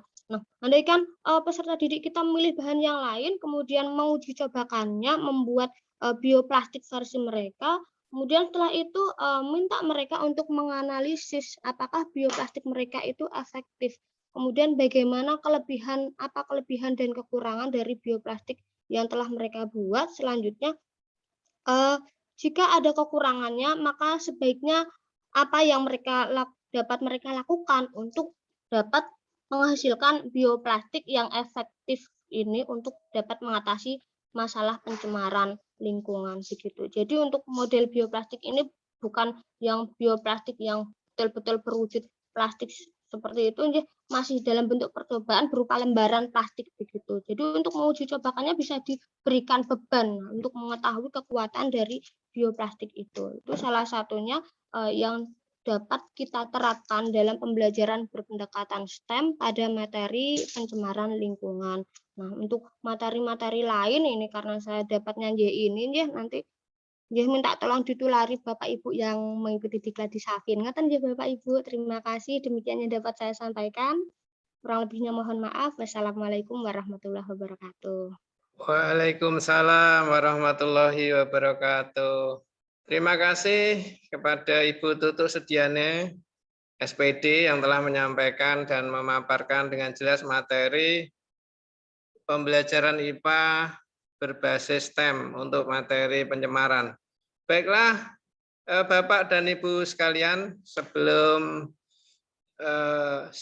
nanti kita akan mendengarkan sambutan dan penjelasan dari Bapak Fakih, Ketua MGMP kita, kami buka sesi tanya jawab. Silakan Bapak Ibu yang mau bertanya, kami batasi karena waktu kami batasi maksimal 3 penanya. Baik, silakan ada yang mau bertanya, silakan Bapak dan Ibu.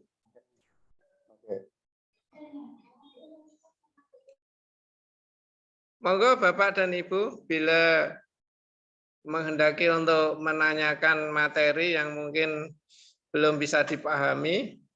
Ini mumpung masih ada narasumber kita, Ibu Evi Miskiah, Ibu Tutu, dan Ibu Sri Haryanti. Monggo Bapak Ibu. Tidak ada Bapak Ibu?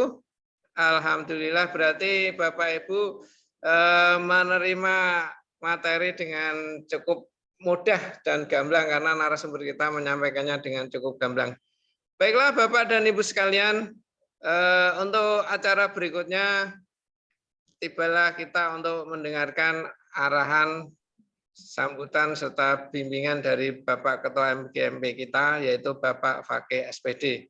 Kepada beliau Bapak Fakih SPD, monggo kami persilakan. Monggo Pak Fakih. Terima kasih Pak Agung. Ini mohon maaf pada teman-teman semuanya, dan ini saya menggunakan di SMP 4 ini karena tadi saya baru koordinasi kaitannya dengan rapat persiapan untuk kegiatan diklat di Hotel Safin besok pagi. Pada kesempatan ini, Assalamualaikum warahmatullahi wabarakatuh. Yang saya hormati Ibu Evi, Ibu Yanti, Bu Tutu, teman-teman pengurus MGMP IPA, semuanya teman-teman sahabatku semuanya komunitas MGMP IPA yang saya hormati pula. Pada kesempatan ini saya mengucapkan terima kasih kepada Bu Yanti, Bu Evi, juga Bu Tutu, dan semua teman-teman pengurus MGMP IPA, dan seluruh teman-teman yang membantu kegiatan ini dalam rangka diseminasi pembelajaran STEM yang disampaikan oleh Bu Tutu, juga tadi penguatan materi PISA yang disampaikan oleh Bu Evi dan Bu Yanti. Mudah-mudahan wahana seperti ini kita gunakan terus-menerus untuk mengembangkan profesi kita sebagai guru IPA terutama, dan kami sangat senang sekali bisa memfasilitasi teman-teman yang mengikuti pelatihan agar materi-materi tersebut bisa tersampaikan oleh teman-teman, khususnya teman-teman MGMP IPA. Pada kesempatan ini, sekali lagi saya mengucapkan apresiasi dan penghargaan yang setinggi-tingginya kepada beliau bertiga yang betul-betul sudah meluangkan waktu untuk mengadakan kegiatan ini. Bapak Ibu, ada informasi link untuk mendapatkan surat keterangan mengikuti diseminasi sudah saya di grup MGMP IPA. Pada kesempatan ini, jenengan kalau belum sempat screenshot untuk kegiatan diseminasi pagi siang ini, silakan Bapak Ibu screenshot dulu. Itu nanti menjadi barang bukti untuk mendapatkan sertifikat dari Pembatika IPA Bandung. Karena yang naungan kita ini untuk kegiatan ini sumbernya adalah Pembatika IPA Bandung. PISA maupun STEM itu semuanya kita adalah induknya di Pembatika Bandung yang itu bagian dari GTK Kemendikbud Jakarta. Jadi sekali lagi saya mengucapkan terima kasih kepada teman-teman semuanya yang sudah betul-betul mendukung acara ini, yang betul-betul peduli, dan saya mengucapkan terima kasih yang sebanyak-banyak mungkin ini yang saya sampaikan. Mungkin kalau ada kegiatan seperti ini, teman-teman bisa menularkannya melalui kegiatan diseminasi via Zoom meeting ini. Itu yang saya sampaikan Pak Agung. Sekali lagi saya mohon maaf, sebenarnya masih ada banyak materi karena keterbatasan waktu, ini sudah siang. Mungkin kalau ada kegiatan lain nanti bisa kita rancang untuk diseminasi materi-materi esensial untuk teman-teman semuanya. Terima kasih. Sekali lagi untuk setelah ini nanti Bapak Ibu live, ya kan, meninggalkan Zoom meeting ini, Bapak Ibu bisa mengisi link yang saya share tadi dari Ibu Tutu, itu nanti untuk mendapatkan surat keterangan dari Pembatika IPA Bandung dengan cara men-screenshot ya kegiatan diseminasi pada siang hari ini untuk mendapatkan surat keterangan. Itu Pak Agung yang saya sampaikan. Sekali lagi saya bangga dan saya senang dan saya sangat terharu motivasi dukungan dari teman-teman IPA sehingga kegiatan ini bisa berjalan dengan lancar. Tanpa jenengan semuanya, MGMP IPA tidak ada artinya apa-apa. MGMP IPA maju, MGMP IPA luar biasa. Terima kasih. Wassalamualaikum warahmatullahi wabarakatuh. Saya serahkan pada Pak Agung kembali, Pak. Ya, waalaikumsalam warahmatullahi wabarakatuh. Terima kasih kepada Bapak Fakih SPD yang telah memberikan penjelasan. Bapak Ibu sekalian, sekali lagi kami ingatkan yang pertama, Bapak Ibu yang belum mengisi link keikutsertaan diseminasi kali ini, silakan Bapak Ibu mengisinya. Linknya sudah di-share di grup WA MGMP. Kemudian berikutnya Bapak Ibu nanti setelah setelah kegiatan ini bisa mengisi link untuk mendapatkan surat keterangan mengikuti diseminasi dari Pembatika. Baik, Bapak Ibu, Pak Agung, dalam ya, monggo. Mohon Bu Tutu memandu supaya nanti teman-teman tidak ada pertanyaan lagi kaitannya pengisian link. Karena tadi kalau sekelas saya lihat itu materinya yang disampaikan Bu Tutu tadi apa, nanti biar nanti teman-teman tidak tanya-tanya lagi, Pak.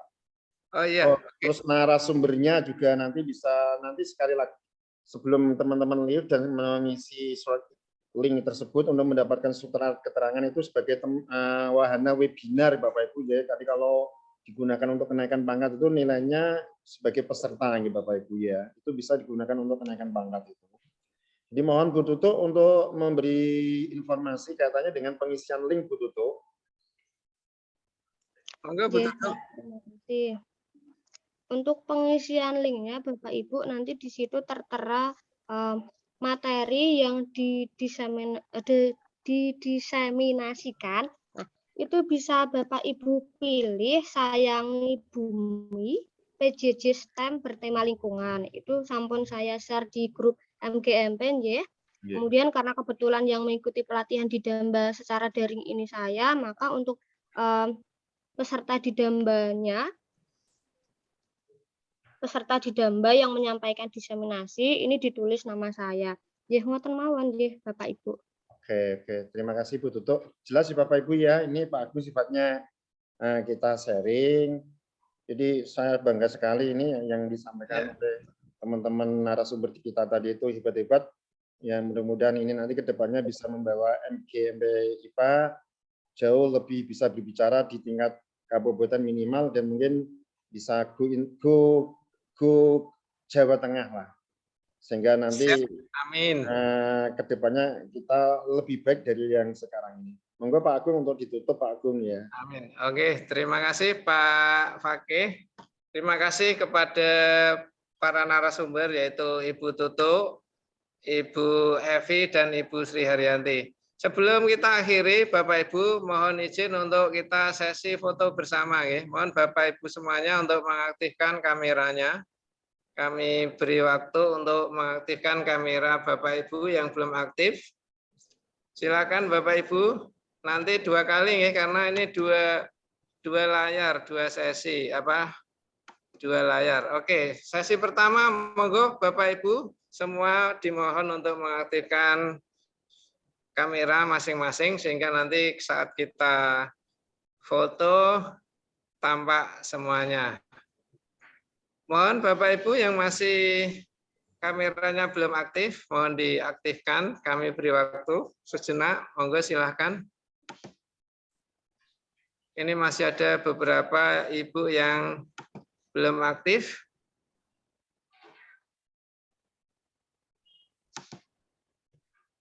Oke. Baik ya, kita mulai.